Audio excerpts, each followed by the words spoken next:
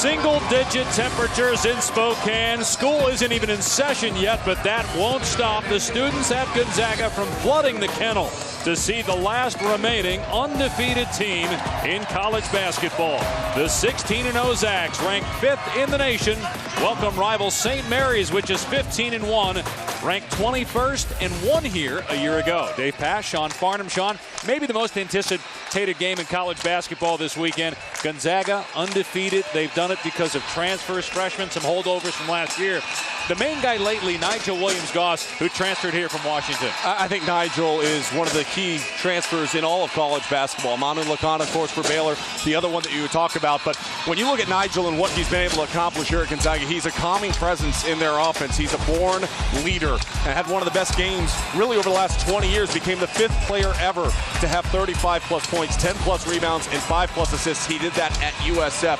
But for me, the thing that stands out is because of his arrival, it takes pressure off of Josh Perkins. It opens up the floor even that much more for Shemet Karnowski underneath. And the key step for the Gonzaga Bulldogs this year is you can't just key on one guy. They haven't had the same leading scorer in any of their games back-to-back this season. They're so balanced. Williams-Goss at 15 points per game. Karnowski at 13. You have Josh Perkins at 10. Zach Collins at 10. Jordan Matthews at 10 points per game. As for St. Mary's, they are led by Jock Landale, a junior from Australia, who's the leading rebounder in the West Coast Conference and also averages 18 points per game. Williams-Goss will be picked up by Joe Rayhan. Very important player for the Gales. Good backdoor cut. And the basket for Jonathan Williams.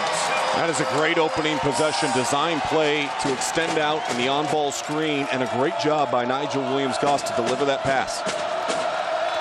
St. Mary's was anticipating that he'd continue to drive with his right. Instead, he threw it back with his left. The matchup to watch here, Karnowski against Landale. Landale backing him down and able to bank it in over him. Pretty move. His level of improvement from last year to this year might be greater than any player in the country. In fact, he leads the nation right now in player efficiency.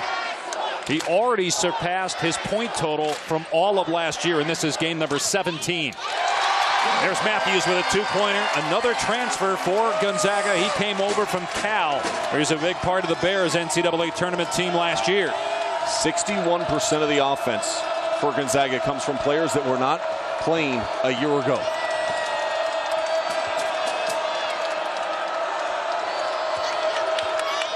St. Mary's plays at a very slow pace. They're number 2 in the nation in scoring defense. They are a good defensive team, but that's also reflective of the type of style of basketball they play, as that's batted out of bounds by Fitzner. Gonzaga ball. Randy Bennett's 16th season at St. Mary's. He was the coach of the year in the West Coast Conference when they beat Gonzaga twice during the regular season, but then lost in the WCC tournament. This is only the 3rd time these two teams have met with both teams ranked, and the first time since 2009. Williams-Goss falling away, able to can it. It's 6-2 Zag. Well, 3 baskets, all from transfers that weren't playing a year ago for the Gonzaga Bulldogs. And you're starting to see right now the versatility within their offense, how they can space you out. I'm going to put this in perspective. They gave up 9 points, St. Mary's did, in the first half against Portland. They've already given up 6, and we're not even 2 minutes in the game. And Fitzner drains a 3. Last year shot better than 40% from out there. It's a St. Mary's team that's not afraid to come into the kennel. Place is rocking. It's a situation where the students aren't in school, but they've been going all day as Matthews rattles home a 3. They opened up the dorms a day early. They weren't supposed to open till tomorrow, but to get the students here, to let them come to the game, they opened up and turned the heat on. It is an electric environment, as the kids say nowadays. It's lit inside the kennel. You're one of the kids. I saw you dancing with them in the crowd before the game, 90 minutes prior when they came in here rushing to get seats. First come, first serve for the students. Shot clock at 5. Rayhan, baseline cut off. Rayhan misses the floater. The tip won't go, and it's controlled by Jonathan Williams. Ooh, maybe threw an elbow there trying to keep Landale from stripping it. Again, a great pass by Williams-Goss underneath. Here's Karnowski missing. Good to see Karnowski playing. Last year had a horrific back injury. He could barely walk. He barely could get out of bed. They weren't sure he'd ever play again. And this year he's averaging 13 points, 6 rebounds in his senior season. Williams-Goss, it's good. And the Zags lead it by 6. Tempo and pacing is exactly where the Bulldogs would want it to be. A beautiful hesitation by Nigel Williams-Goss clears the lane, allows him to finish over the top. But Randy Bennett told us before this game that it was the guards they have to control. And right now, it's the guards of Gonzaga that are controlling this game. Matthews 5, Williams-Goss with 4.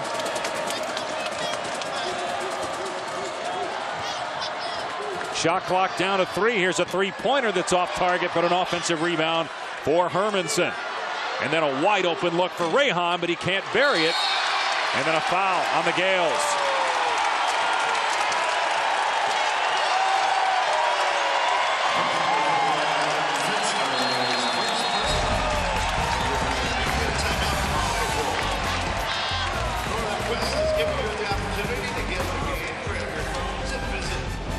ESPN's exclusive presentation of college basketball is brought to you by USAA.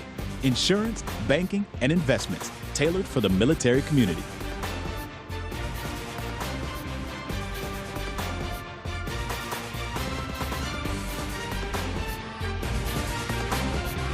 Landale, 2 points here early on.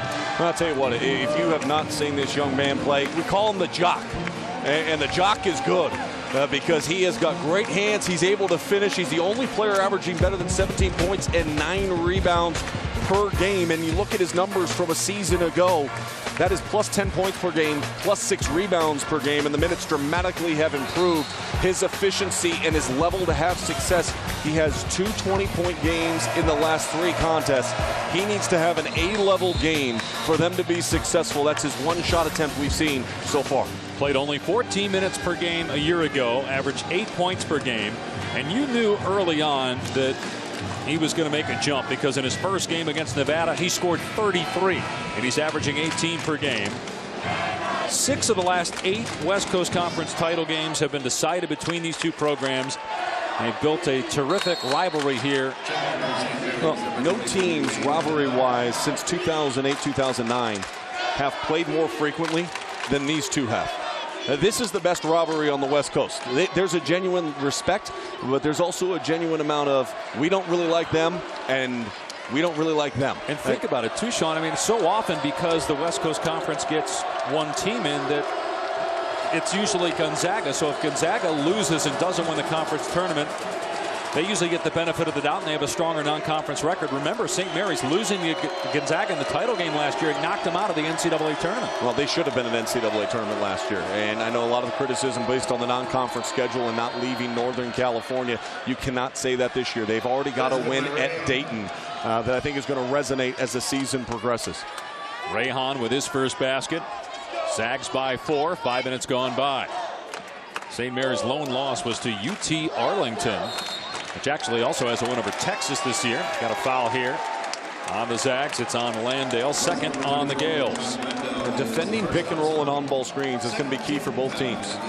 In the history of this rivalry, you've often seen Randy Bennett try to match up and mismatch, bring their big Gonzaga Bulldogs big away from the hoop and then look to attack them with smaller players.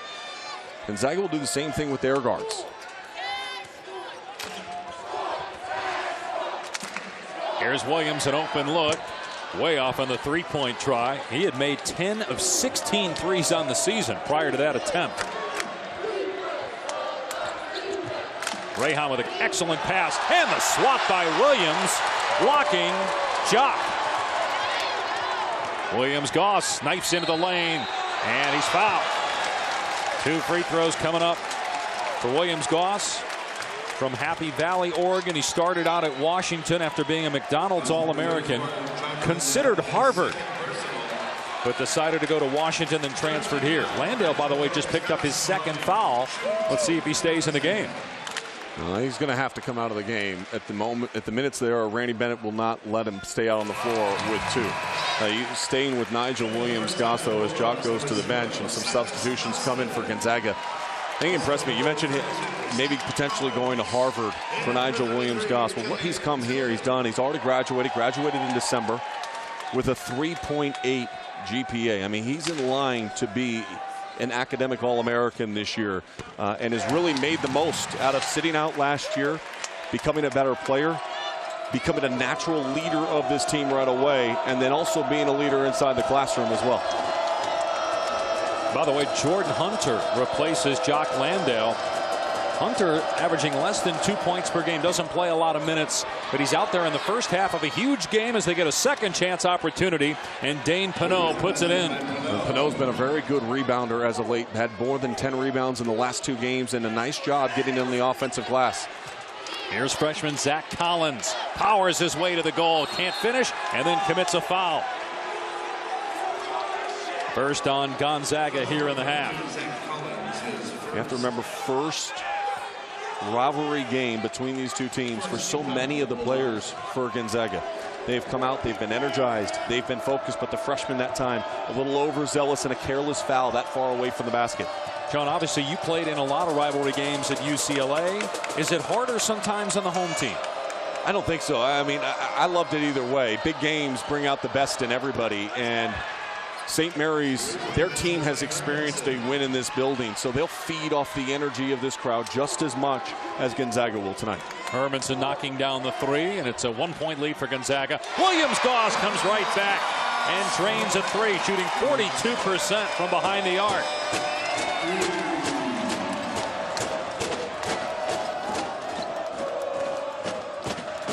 Williams-Goss with 9 points. He had a 36-point game a week ago that got him the West Coast Conference Player of the Week award. Rehan out to Nar, thought about the deep 3, now drives and gets the bounce. Well, one of the things St. Mary's perimeter players do so well, they utilize shot fakes and pass fakes. And if they can get you to elevate out of your stance for a second, they're very good at attacking aggressively.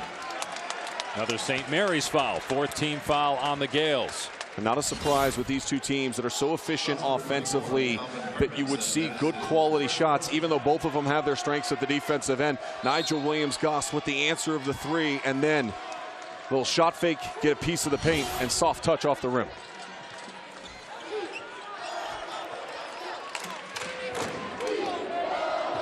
Oh, what a move by Perkins, getting rid of the defender, Hermanson, and then burying the jumper. Sweet move by Josh Perkins.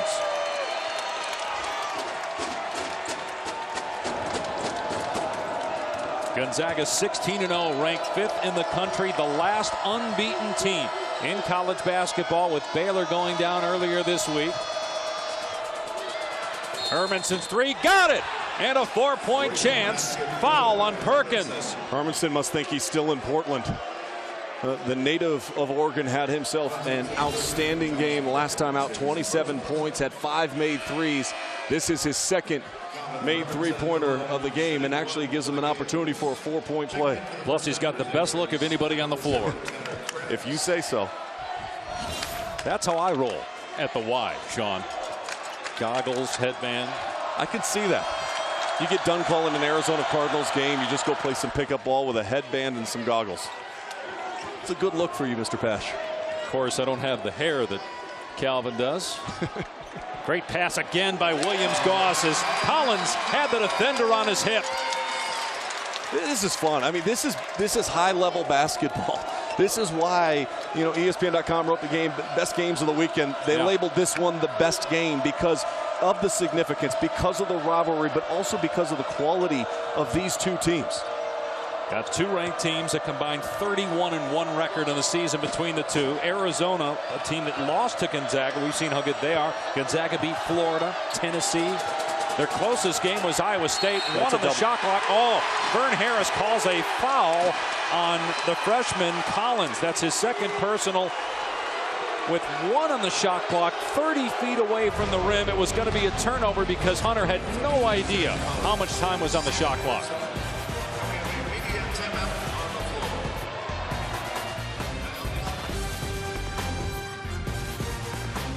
Well, Gonzaga's won 9 of the last 11 meetings, but was swept by St. Mary's a year ago. On January 21st of last season, St. Mary's comes back from 15 down to win by 3.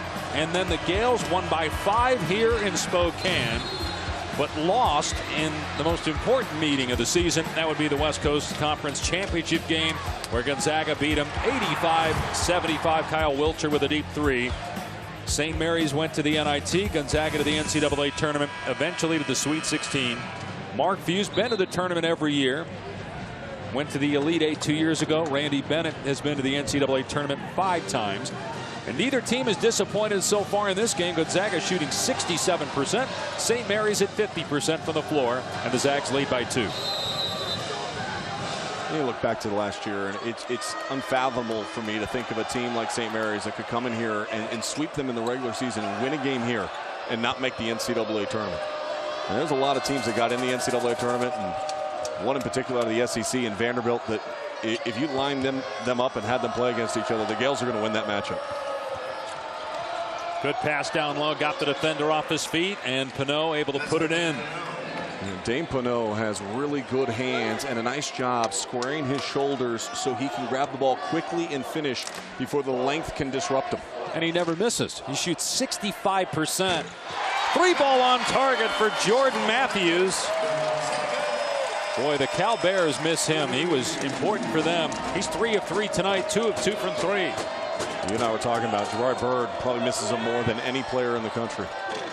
He was such a difference maker in opening up lanes, and he's found his shot and he's found his rhythm as of late in this offense. Williams-Goss, an open look. Too strong on the 3.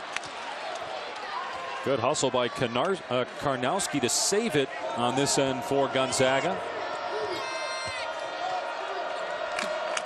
And again, Jock Landale, the best player on St. Mary's, has been on the bench with 2 fouls for the last 4 minutes. And St. Mary's is only down 3 in this ball game at the midway point of the first half. Krebs puts it on the floor, 2 on the shot clock, gets it to go. It really doesn't matter who plays point guard for St. Mary's. They all seem to do the same thing. They're just really good in the pick and roll situation, finding the spot and then settling and knocking down that shot or delivering a good pass. I mean this with all due respect. They all look like Matthew Dellavedova. They all played the same way when he was here. The international flavor is very much so still alive for St. Mary's. In fact, the 2 guys that they've already signed that are coming in to next year are both from overseas, one from Australia. But there is that consistency in style of play. And when you as a head coach have a clear style of play, it allows for consistency from year in and year out. They have 4 players on their roster from Australia. The guy who just made that shot's from San Diego. Evan Fitzner, 6'10 sophomore, has hit a couple 3s, and he gives St. Mary's a 2-point lead. He's had some good games against Gonzaga in the past. He's off to a good start here tonight. Remember, they hit 20 in their win at home a season ago. Williams-Goss denied by Rayhan. And the Gales looking to push tempo here, something they don't do very well. Karnowski trying to defend Pinot. They go back to him.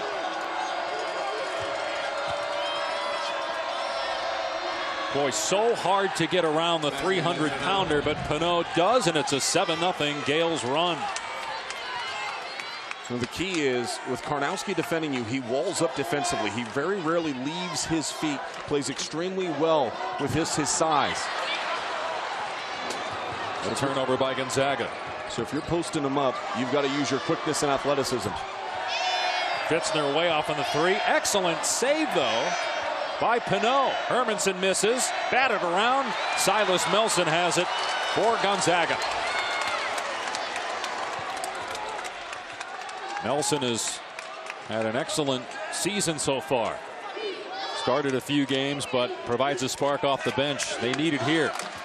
Where's the offense right now for Gonzaga? They go to Williams on the low block, and boy, did he get up on that shot. He is extremely talented, and you look at a guy that rarely misses. You mentioned Pinot's numbers. I think you could put Jonathan Williams in that same boat in category. He's going to have a game where he has over 20. It just hasn't happened yet. Transfer from Missouri, averages 9 points per game. But again, you have to sacrifice scoring when you come to this team. They have such great balance offensively.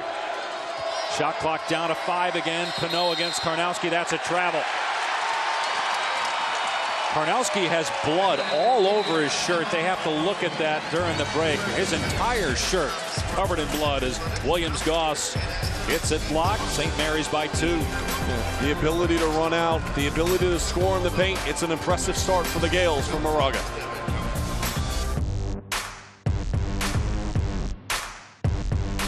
Trying to save a ball. He had blood literally all over his shirt. They finally took care of it during the timeout. Well, you look at the hustle, and Shemek Karnowski, as you mentioned, had the back injury last year, but boy, has he played well so far in conference play, averaging over 15 points, shooting 73% from the floor. And you take a look at that jersey. That's a rivalry shirt right there. Right? Exactly. I mean, that's what this game is. And look, if you've never come up to Spokane, Washington, and you love college basketball, I don't care if you're a fan of Kentucky, Kansas, Duke, Carolina, Indiana, it doesn't matter. You need to make a trip to the Kennel and just experience this once. Stay at the Davenport, come to the Kennel. May I recommend the spicy shrimp flatbread if you stay at the Davenport. It is outstanding. And tell Jen, who's back there at the Safari Lounge, I'll be there as soon as the game's over. Williams underneath. Another terrific athletic move by Jonathan Williams to tie the game at 27 at the 7-minute mark. The imbalance, 6 points now for Jonathan Williams, 8 for Jordan Matthews, 9 for Nigel Williams-Goss. It's the versatility within the lineup. You take away one, they'll find somebody else. Karnowski tried to block Pinot and commits the foul. That is his first and the 4th on Gonzaga. You know, Jock Landale went out and Dane Pinot came in, and he has been a difference maker in this game. Already 6 points. He's grabbed 3 rebounds, 2 of those at the offensive end of the floor. His speed is bothering Shemek Karnowski.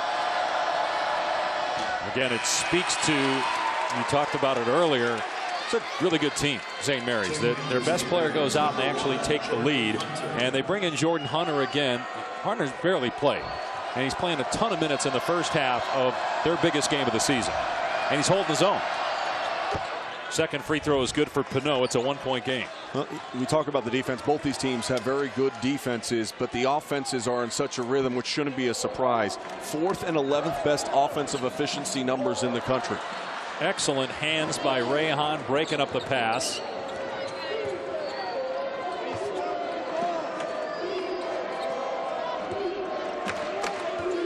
Emmett Nahr, one of the Australians on this roster for St. Mary's, 1 of 4.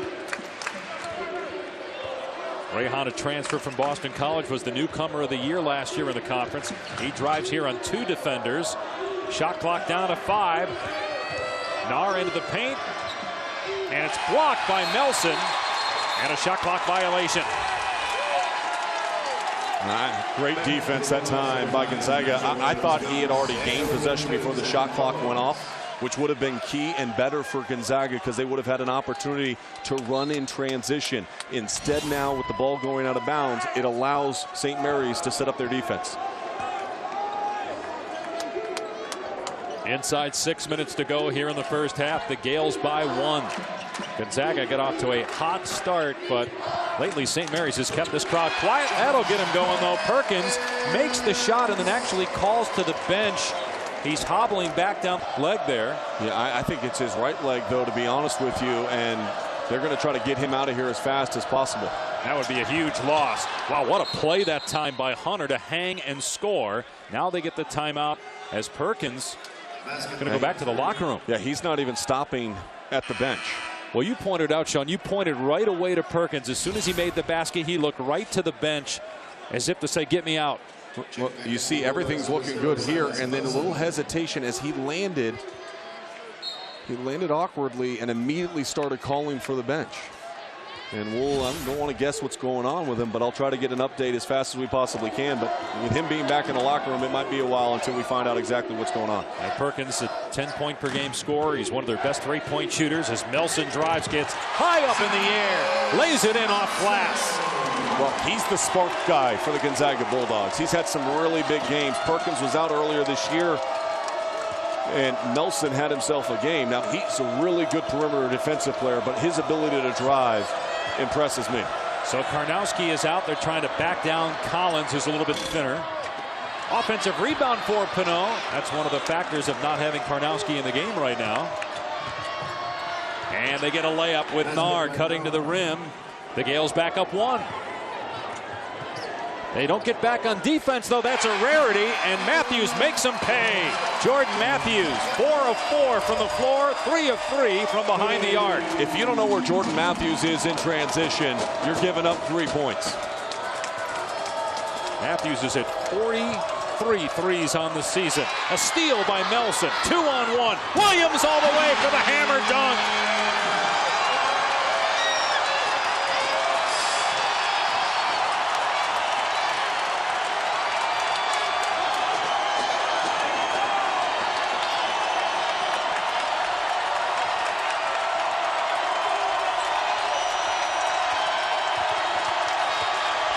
Here comes the trap. Rayhan has to call a timeout.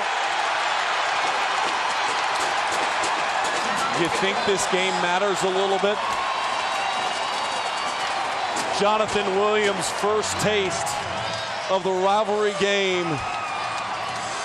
And I think he's feeling pretty good about it right now. It's defense leading to offense. The transfer from Missouri says, hey, I want to welcome myself to the rivalry. Here we go. The Bulldogs on a run, up 4.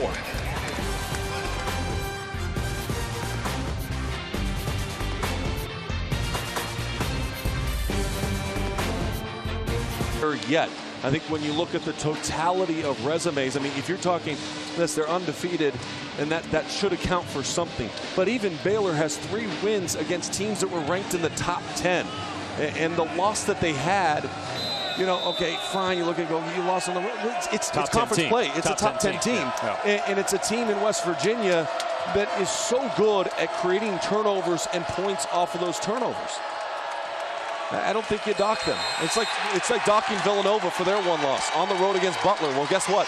Butler just beat Xavier today, another top 15 quality team at home. And college basketball is really tight. It's a great season. And for football fans that are just tuning in, you've missed an awful lot already. But there's still plenty of time to catch up on great basketball. And today was a clear example of that across the country. There's a shot clock violation by St. Mary's. They had only 11 to shoot out of the timeout. So 4-point lead for Gonzaga. Matthews puts it on the floor, leans in, and gets it back out to Melson. And Melson hits again. It's a 6-point lead. Gonzaga on a 7-0 run. And Perkins back out on the bench. The guy that replaced him back in the scoring column once again.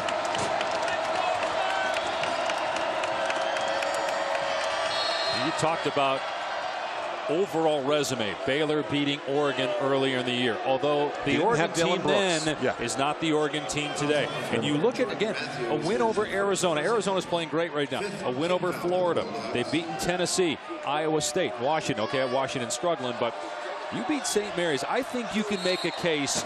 They may not be #1 in the polls. I think you can make a case, though, that they should be. Well, you can make an argument for it. There's no question you can make an argument for it. I just don't think they're going to be #1. Kansas will be #1 when the poll comes out on Monday. To make the case, obviously, for UCLA. Big win today at Utah. Their only loss was at Oregon on a last-second 3-point shot. Boy, Lonzo Ball, another huge game. 17 points, 8 assists, 5 steals. Baseline cut off for Nar. Jock Landale still on the bench with 2 fouls. Terrific play by Collins to get the block. A travel happened prior to that. So a turnover by St. Mary's. But just the fact that Gales are hanging in there down only 6. They actually had the lead for a while with Landale on the bench, their best player, who's been on the bench for the last 11 minutes of game time with 2 personal fouls. Now this discussion of #1. You know what's no discussion? UConn is #1 on the women's side. 91 consecutive victories. That is absolutely phenomenal. Collins with a 3-point chance.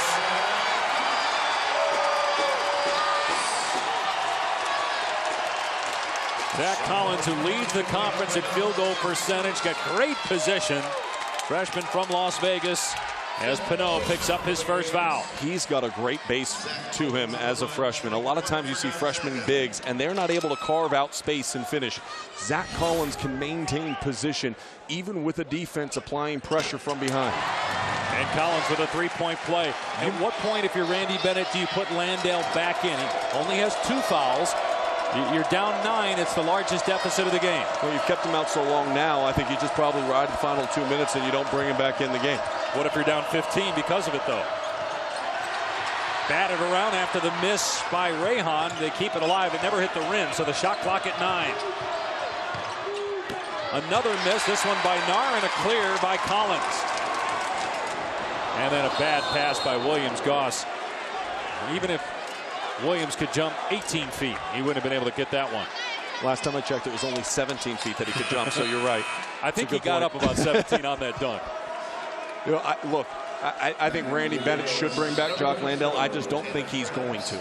And if I was going to bring him back, I would have brought him back on that out-of-bounds play right there. With 1:44 left to go, you've got to have faith and trust that he's not going to pick up his 3rd personal foul. And it's such a critical time with the chance to get momentum going into the locker room. 90 seconds to go. It's the largest lead of the night for Gonzaga. What a play by Williams, stuffing Fitzner. He didn't have to jump very high for that. Just stuck his arm up. Knocked it away. Here's Collins again. Going right at Pinot. And it scores to make it an 11-point lead. There's a prime example of what I'm talking about. Just so strong, so physical. Those hours at Bishop Gorman High School in Vegas, going against Steven Zimmerman, who's now in the NBA. Chance Jeter, who's playing for Duke. It just pays off. He got a lot of exposure against top-tier talent in high school, and it's allowed him to transition so smoothly here. Rayhan with a basket, but St. Mary's defensively is getting killed on the low block right now. Williams-Goss will take the jumper. It's short. Rebounded by Krebs. About a 3-second difference between game and shot clocks here at the end of the first half. Zags by 9. The Zags shooting 67% from the floor so far here in the first half. They have 10 assists. They already have 10 more points than Portland did in 40 minutes the other night against the Gales. Shot clock at 4. Rayhan driving. Rejected. Williams-Goss has it. 3 seconds left. Matthews with 1-4-3. Too strong. His only miss of the first half. He thought it was on target. That was a tremendous first half by the Gonzaga Bulldogs. St. Mary's was hanging with them. Pinot came off the bench and gave them incredible minutes when Landale went to the bench. But defensively, their awareness, their rotation, a great block by Collins, who has played huge minutes and huge production so far. Things are fired up here at the Kennel. Gonzaga trying to get to 17-0. The only unbeaten team left in college basketball. 43-34, the Zags lead. Time now for the Land Rover halftime report. Doug Kazarian in the studio.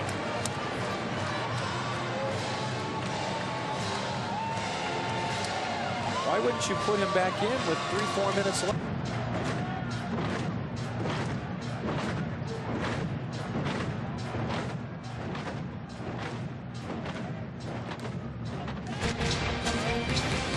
The students shaking the kennel as Gonzaga looks to remain the only unbeaten team in college basketball. They have the longest win streak in the country, 16-0, and they have a 9-point lead as we get ready for the second half.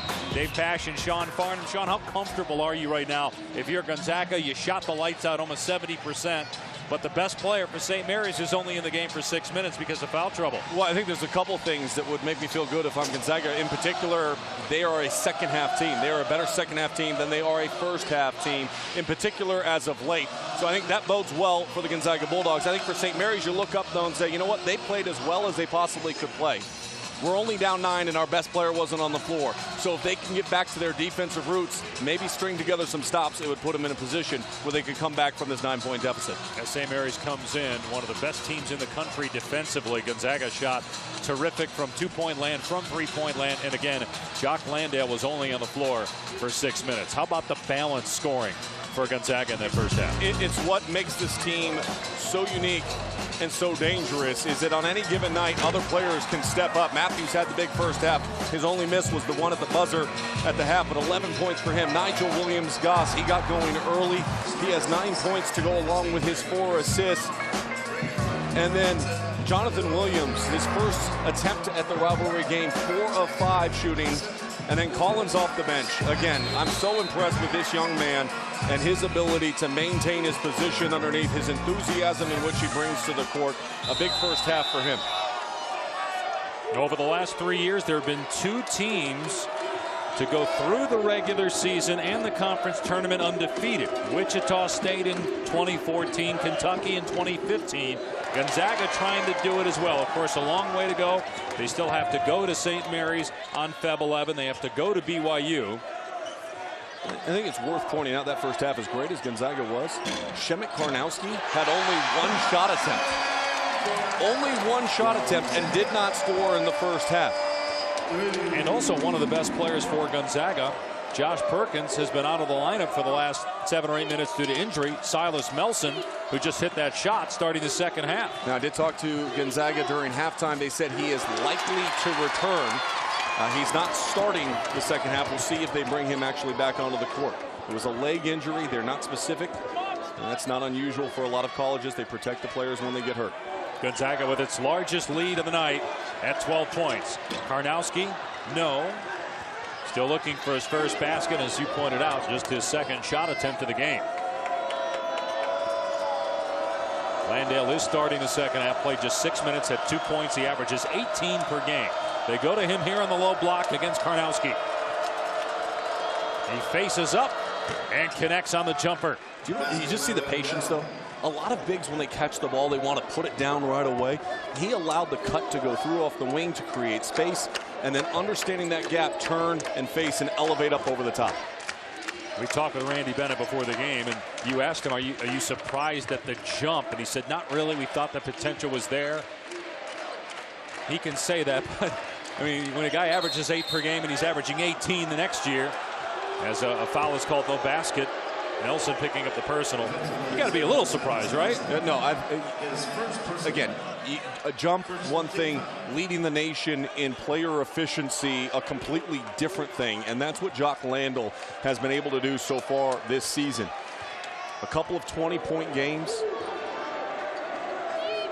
Very good defensive rebounder. They missed him a lot in the first half. Yeah, if they're going to win tonight, he's going to have big numbers here in the second half. Karnowski called for the foul on the reach-in. Now that's his second foul. Second on Gonzaga here in the half. It's a 93rd meeting between these two teams. It's a terrific rivalry. In fact, Gonzaga fans so look forward to playing St. Mary's. There was a game last year where they showed up for a game. The problem was Gonzaga was playing Mount St. Mary's. All the Zag fans thought they were playing St. Mary's. They showed up with their anti-Gale signs and everything, but they were playing the wrong school. Maybe some ill-advised passion. Great hands by Pinot. And then a foul. Third team foul, and they get Nelson again, his second personal. That was created, though, because of the hands by Pinot in defensive transition. Mark Few telling his team that they've got to settle it down a little bit. You've got a lead. You've got a good tempo and flow coming out of the first half. You just have to maintain it. There's not going to be one possession that's going to put St. Mary's away. They're going to continue to fight. Hey, Gonzaga had a 15-point lead in a meeting with them last year. Now, that was on the road, but St. Mary's came back to win that game. Boy, Pinot thought about taking the 3. He's attempted 5 this year, made 2. Instead, it's Hermanson for 3. Too strong, but there's Landale with the putback. And just a difference maker with his length and ability to quick jump off the offensive rebound. What I mean by that is as he comes down, he's off the floor really quick. Karnowski into the paint, goes to the left. No, Landale with the rebound, and almost another foul on Karnowski. St. Mary's comes in ranked 21st in the country. Only 1 loss on the season, and again, Landale starting to take over here. Well, they're going to need it. I think Gonzaga is going to have to figure it out how they're going to defend Jock Landale, because He has been outstanding to start this second half. 6 very quick points for him. And his team within 6. 3.5 minutes gone by. It was a 12-point lead just a couple minutes ago for Gonzaga. That's off of St. Mary's. 12 to shoot for the Bulldogs. Great job by Randy Bennett, though, to re-engage Jock Landale, and you can see how they're trying to play through him here in the early portion of the second half. A lot of times when a player sits on the bench for as long as he does, they struggle. There's Karnowski going at Landale, trying to get Landale his 3rd foul, and that's the first field goal for Karnowski.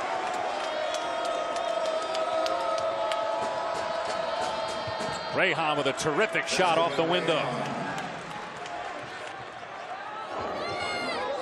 Here's Williams-Goss for 3, off the mark. But there's Williams with the rebound, and now Matthews fires. And Karnowski called for his 3rd foul. Well, the game has gotten tight. It's a 6-point lead for the Gonzaga Bulldogs, but during this timeout, they're going to have to talk about number 34 in blue. How do you slow him down? In the first half, he was in foul trouble. In the second half, he's in rhythm, and the Gales have some life here in Spokane.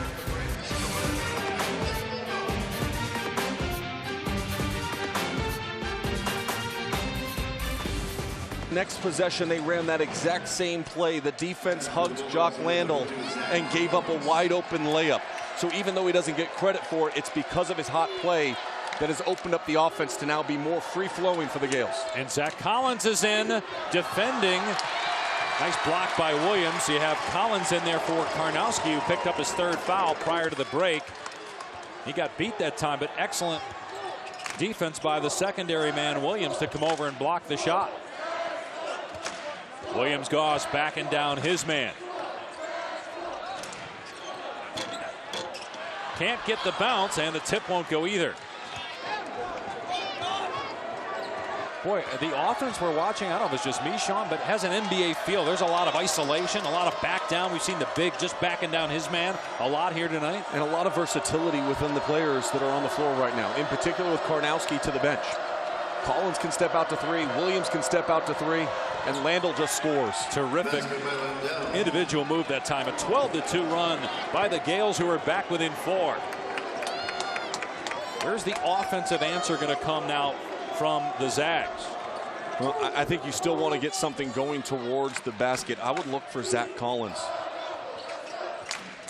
And how much do they miss Josh Perkins right now? Again, you were told at the half, should return, and he will at the next dead ball. Shot clock at 5. Again, the back down. It's Williams into the lane. Just rises over the defender and hooks it home. You see him make a move like that, you wonder, okay, why can't you do this every single time you touch the ball? Because there's not anybody that's going to block that shot. 50-44, 6 minutes gone by in the second half. The only undefeated record in college basketball on the line. Gonzaga 16-0. St. Mary's 15-1. This is going to be a foul on Williams, his first. The Gales have yet to commit a foul in the first half, or the second half rather. The Bulldogs have 5, and there's Perkins coming back into the game. Played 10 minutes in the first half before that leg injury, or apparent leg injury. Very efficient first half, hasn't missed a shot in the game, and the combination of him and Nigel Williams-Goss out on the floor gives you really 2 point guards that you can play through in setting up your offense. Let's see if that gets them going here. They have just 7 points in 6 minutes in the second half. Rahan rejected by Williams. Come on. How about the ups by Williams? Just a great job recovering. He gets beat over the top on the screen in the switch, but still able to elevate and deflect that ball out of bounds. It's a great block shot, but remember this, the Gales still have possession and have 20 seconds left on the shot clock.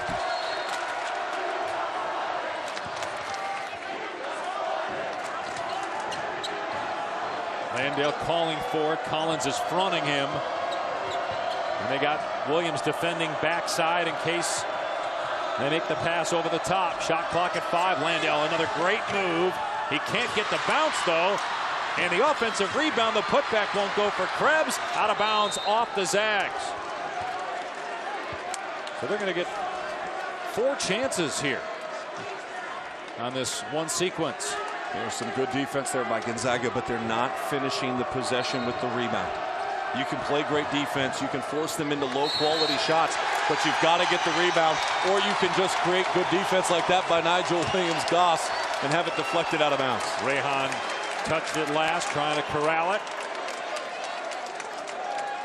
Gonzaga off to its best start in program history. Prior to this, their best start was 11-0 back in 1944. Think of all the great teams that Mark Few has had in his 18 years. Record-wise, this is their best beginning to a season. Rehan with a terrific play to step in front. I thought that was off Gonzaga, but they say St. Mary's ball. Well, you mentioned Mark Few, the all-time winningest active coach in Division I basketball, wins over 81% of his games. I don't win 81% of anything that I do. Maybe the best attribute about Mark Few, loyalty. Yep. In a time where everybody's looking for the next gig in a major conference, as Williams-Goss hits it too. Mark Few, who could have had a lot of jobs in college basketball. Now they've taken pretty good care of him here in Spokane, but he's stuck it out and stayed here, and he's got it rolling. He's told me from day one when I covered the WCC my first year at ESPN 7 years ago, he said, you know what, Sean, makes this program special? The community. And it's these fans, it's these students, it's the administration. This is a special place for college basketball. It's rare to have a building like this, an atmosphere like this, a community that supports them as much as you see within Spokane for this Gonzaga Bulldog program. It's why they can recruit at the level they recruit at and why they have the success that they've been able to maintain every single year. And not that you would begrudge him for leaving if he got a better opportunity. It's everybody's right. We see it so often in sports, but I just think it's remarkable that he stayed this long. When it's all said and done, there's going to be a statue out in front of this building, and it's going to be Mark Few. Might be there before it's all said and done for Mark Few. Timer down to 5. Pinot for 3. St. Mary's back within 5. You knew the Gales weren't going to go anywhere. You knew they were going to come out of the locker room with better intensity, and they have executed very well here in the early stages of the second half. Pinot is 4 of 4 from the floor. That's going to be a cheap foul again. There's 3 on Jock Landale. So Karnowski and Landale both with 3 here with 11:41 to go. Yeah, Landale, though, has gotten himself going offensively, and when he gets going, defense has to stay home, and when they stay home, you get a better quality shot on the outside. We've got a good one here in the kennel. ESPN's exclusive presentation of college basketball is brought to you by Liberty Mutual Insurance. Liberty stands with you. I know we're on the other side of the country, but it looks and feels like Syracuse here at Spokane. And speaking of Syracuse, they're part of our Big Monday doubleheader, taking on number 11 North Carolina at 7. Then maybe the new number 1 team in college basketball, Kansas, taking on Iowa State. Carolina today put up 96 points on Florida State. And when it's all said and done, I still think there's a chance they're cutting down the nets. You know, what I loved about Carolina today is they just pounded Florida State on the glass. They were plus 22 on the glass, and that led to 25 second chance points in that game. I mean, it was really impressive to see Roy Williams' team come out and play the way they did today. And is this finally the year Kansas doesn't win the Big 12? No, they're going to win it. Okay. They're going to win it. You got West Virginia and Baylor in the mix, but you got the Hawks, okay? Until somebody beats them in Allen Fieldhouse. And look, Oklahoma State put up a great fight earlier today. 3-point opportunity for Williams-Goss. Let's see who that foul was on. Landale is still in the game with 3 personals. He was in the area. I'm not sure who they got. Waiting to get the ruling here as to who the foul was on. And they got Rehan for the foul. Well, Nigel Williams-Goss, so smooth, executing, understanding what his team needs. Last year, when Jonathan Williams and Nigel Williams-Goss were running the second team, there were times at practice that you thought the second team was better than the first team, and that's truly remarkable when you think about all the guys that were on the first team last year for Gonzaga. But a big part of that was leadership.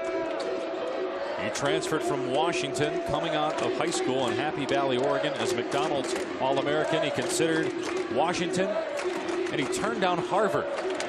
The terrific student. Shot clock at 4. Krebs now sees it. Can't make it, though. Collins with the clear. Gonzaga by 7. Here's Perkins. And there's the 4th foul on Landale. No ticky-tack call there. But you have to be smarter. Right, I was just going to say that. Like, you have to be smarter.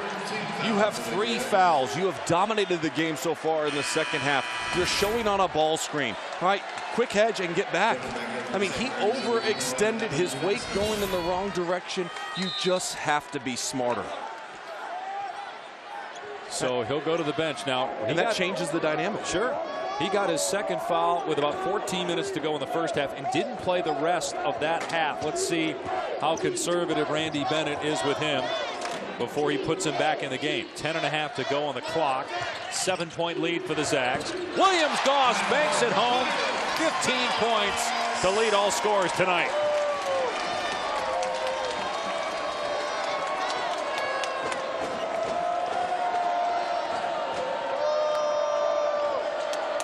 Gonzaga still shooting 63% from the floor.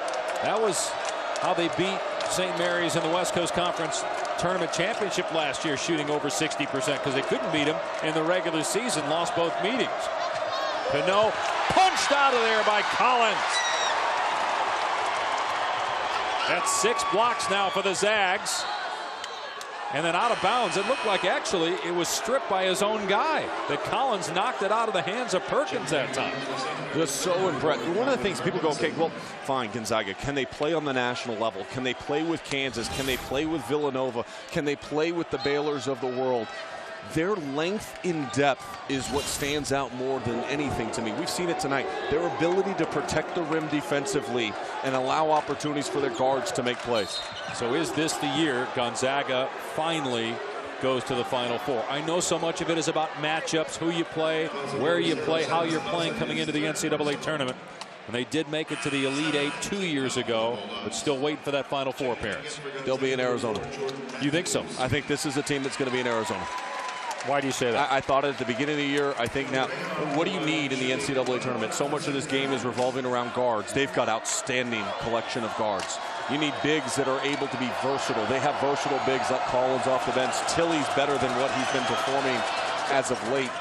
But I do think, and Jonathan Williams, as I mentioned, I think he's going to have a game where he's going to get 20. He can have a big night in the NCAA tournament. You've got depth, you've got fouls, you've got good defense, but you've got a very explosive offense. Who's a team that if they get matched up with in the same bracket might keep them from reaching that goal? I think if they were if for any reason they were a 2 seed and UCLA and Kentucky were the ones, they would have problems with both those 2 teams. But as well as Gonzaga scores, though, wouldn't the pace be good for both teams? The pace would be good, but I think the level in which those 2 teams can score is better. Too much. Gonzaga comes in with the best point differential in the country, and they're terrific defensive team as well. They've held the Gales to 49 points so far. We're going to have a blocking call here on Nard trying to stop ball. So 3 fouls on the Gales and a half. 7-point Gonzaga lead, side out of bounds. By the way, Bill Vinovich working this game today, one of the officials. He's an NFL referee when he's not doing this. Says he doesn't know yet whether he's working the NFC or AFC championship game. He'll know this week. Nice shot that time by Jordan Matthews. Just flipped it up and in. Well, you know what I love about working with you is that you're such a man. You're a Renaissance man. You cover everything, so you know everything. And so while we're sitting here, we're talking about this great basketball game. We're previewing this. You're telling me the whole day. You said it from the start. The Falcons were going to beat the Seahawks, and it wasn't even going to be difficult. And you were right. You said the same thing. You're nice. No. To say that on the air. It was your insight. 3-pointer goes for Hermanson. And a timeout by St. Mary's. 58-52. Just impressed with St. Mary's, their ability, their resiliency. Jock Landale on the bench again. They don't panic. They just stay within the form, and they stay tight. It's a 6-point game.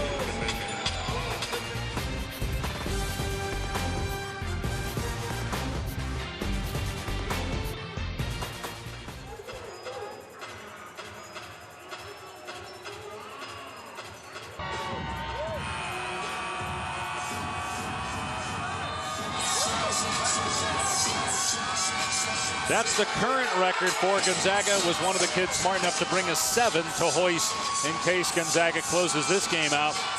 The last remaining unbeaten team in college basketball, and they have a 6-point lead here at home against their rivals, St. Mary's.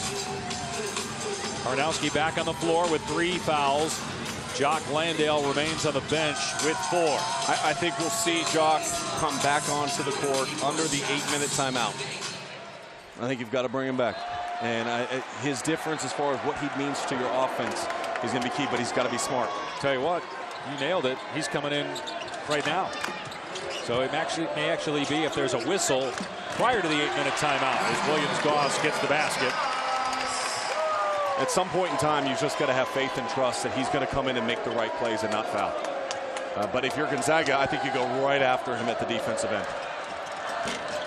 3-pointer off the mark. Do you think Randy Bennett's sensing that it might be slipping away? That's why he's going back to him. It's a long time to play with 4 fouls.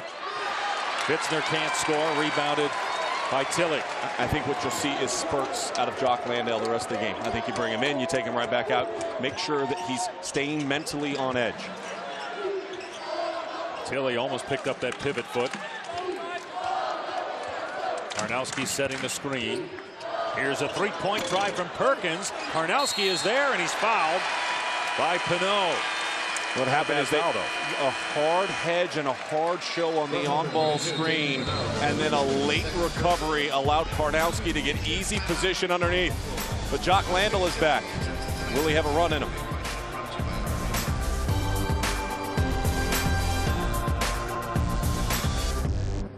Gonzaga won 2005, 2009, 11, 13, and 15. St. Mary's won 2010, 2012.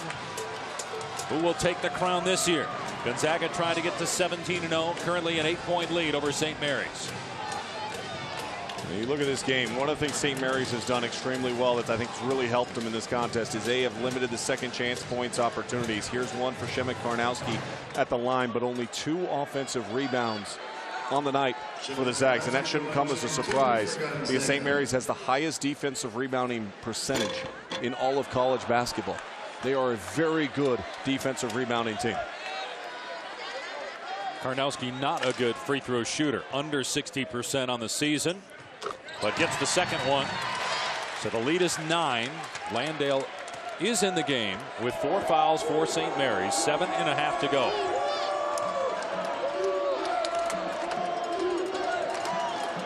Quick fire by Hermanson. Not sure that's what Randy Bennett wanted there.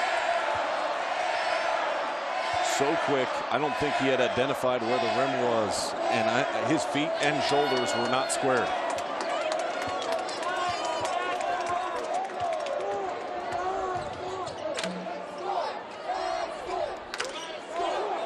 Karnowski trying to get Landale to foul out. Landale's got to keep his hands down. He keeps reaching in.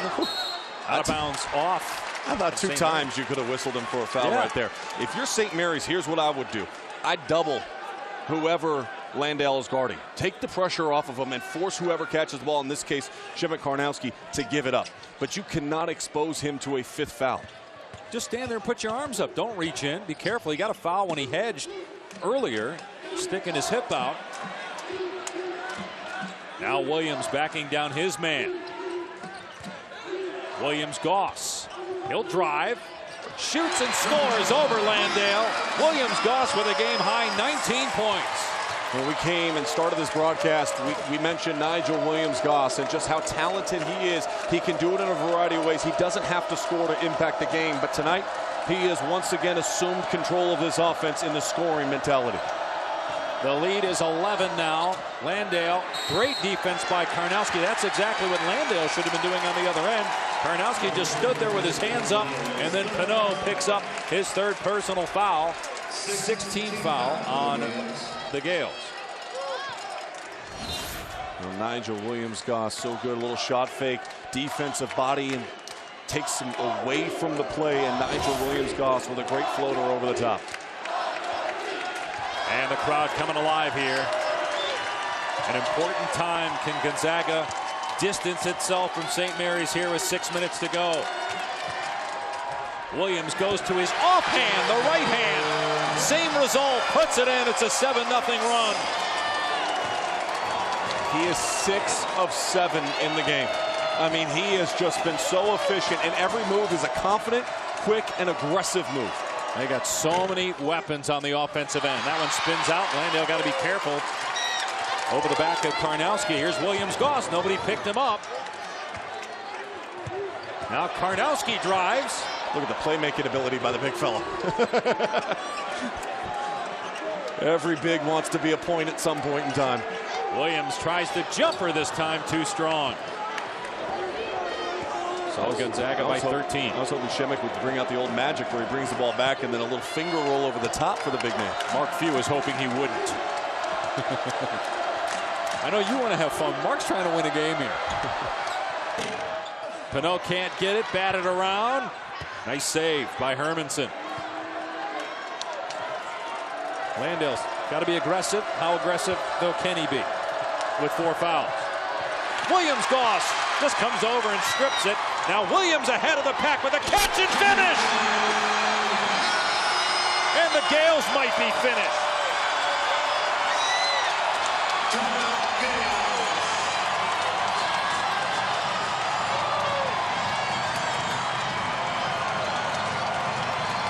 The lead is 15 for Gonzaga with 4:42 remaining.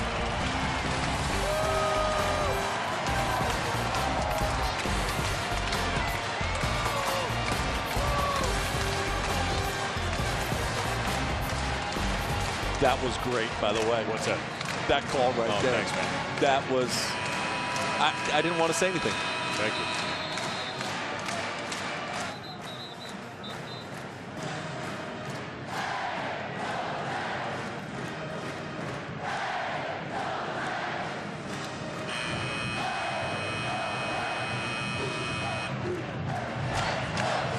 Jonathan Williams, 7 of 9 from the floor. He's had a couple of big breakaway dunks to get this crowd ignited.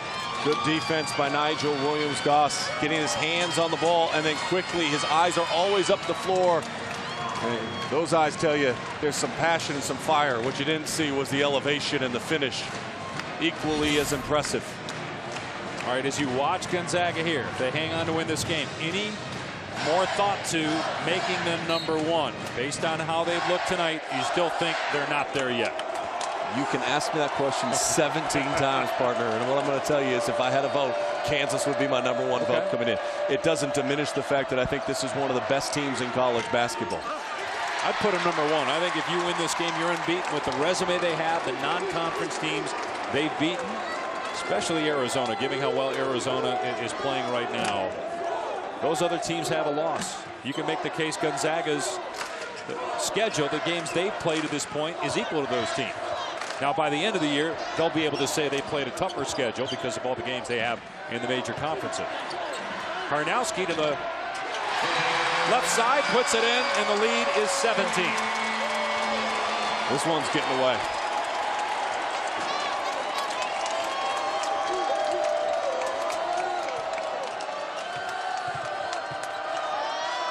Pinot can't finish, and controlled by Jonathan Williams. The Zags 3:45 away from a perfect 17-0 record. Best start in program history, longest winning streak right now in college basketball, and the only unbeaten team left. Karnowski gives it up and knocked out of bounds, stripped. Jonathan Williams was looking for another opportunity to get into the iron, but the second half we saw the Gales make a run. Now it's the Bulldogs out in transition, having fun, igniting the crowd. One of the best environments in the country.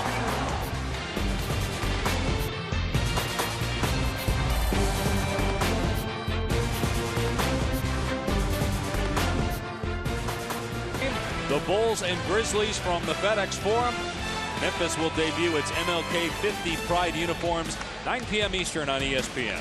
I'll tell you what, Memphis impressed me in that game at Golden State last week. And the way they were able to execute and win that game on the road, very impressive. They just kind of have Golden State's number.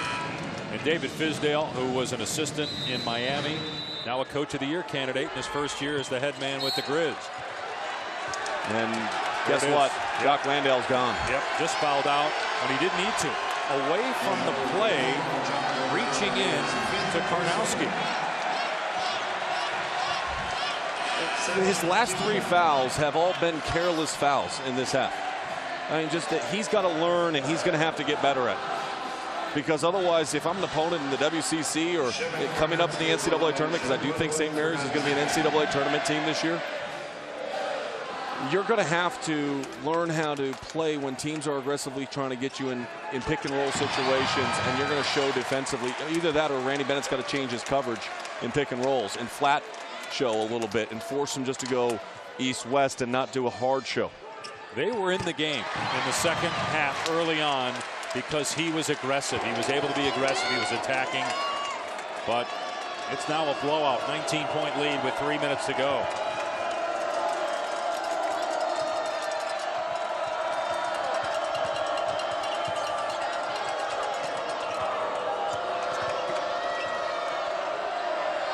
Look at how the offense of St. Mary's is continuing going away from the basket rather going towards the basket. That's good defense. Yeah. Williams-Goss with another deflection. Anytime your opponent is taking negative steps and the shot clock is winding down and they're going away from that, that is exactly what you want to have. Extend out your pressure, be aggressive. Gonzaga feeling very confident at that end of the floor right now. You know, Sean, both you and I had some games of Williams-Goss when he was at Washington. He was a good player then, but you can see that he's taken it to another level now, just his maturity. Another Pac-12 guy, Jordan Matthews, grad transfer from Cal, buries it. 15 straight points for the Bulldogs. This is impressive.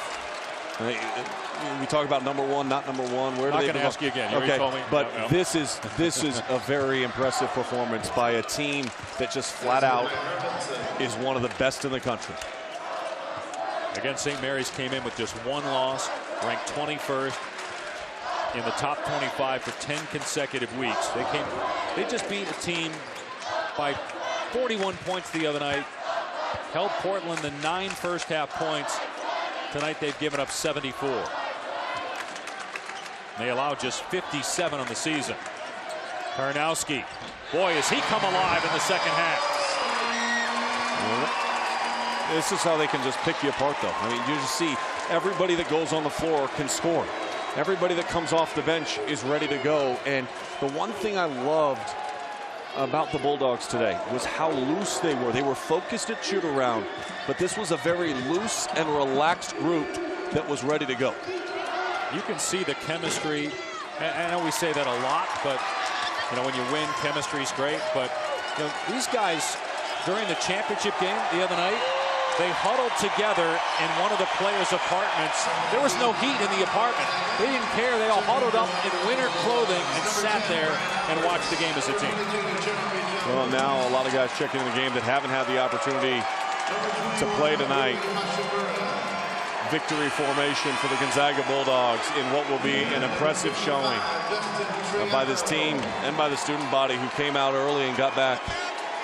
Yeah, again, school doesn't start till Wednesday. The dorms were not supposed to open till tomorrow, but the school opened the dorms today. The students were able to check in and get to the game. Folks were critical of how quiet it was for the last home game for Gonzaga, but certainly a different atmosphere tonight.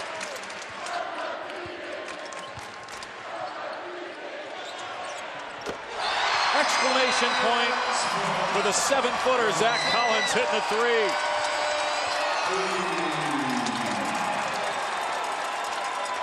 25-point lead.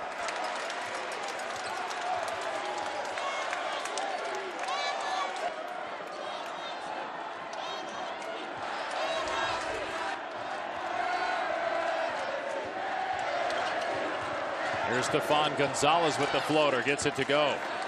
Just overall for me tonight, partner, just so impressive to see the way that the Gonzaga Bulldogs came out, executed defensively, but more so their continued execution offensively, sharing the ball, getting others involved. 4 players in double digits tonight. Death taxes the Patriots in the AFC Championship game, and Gonzaga atop the West Coast Conference. 17-0. Yep, somebody brought a 7. 17-0. They remain undefeated, the last unbeaten in college basketball. They rout their rivals by 23.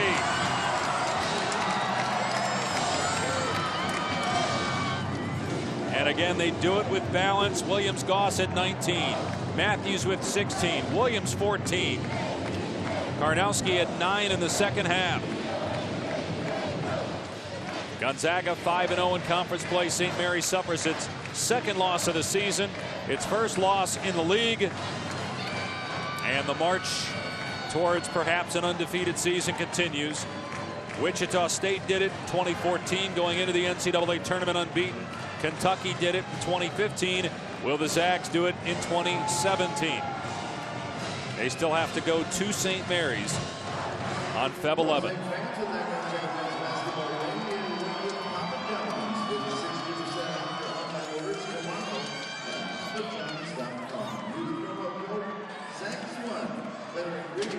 Gonzaga 17-0, perhaps its most impressive win yet. And they've beaten Florida, Arizona, and other power conference teams. All right, let's go to Sean, who's standing by with Nigel.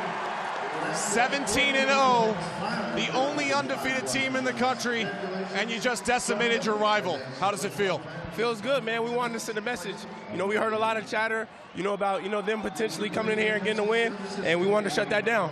Balance has been the one thing that has stood out to me all season long for this team. How do you guys continue to share the ball as well as you do? I mean, we just love each other. Honestly, we're a group of brothers. We don't care who gets to shine. We just want to get the W at the end of the day, and I think you see that when we step on the floor. Are the Gonzaga Bulldogs the #1 team in college basketball? We're not really worried about that. We're just trying to get better each week. It's a long time to, March Madness, and that's when we want to be playing our best basketball. He's got a 3.8 for a reason, Dave. He knows how to answer questions. He turned down Harvard, and he was ready for that one. But you can make the case for Gonzaga as the #1 team in the country. Will they jump all the way from number 5, though? Final score, 79-56. They beat St. Mary's. For Sean Farnham and our entire outstanding crew, I'm Dave Pasch saying so long from Spokane. Now let's send you to the studio. Gonzaga still unbeaten, 17-0.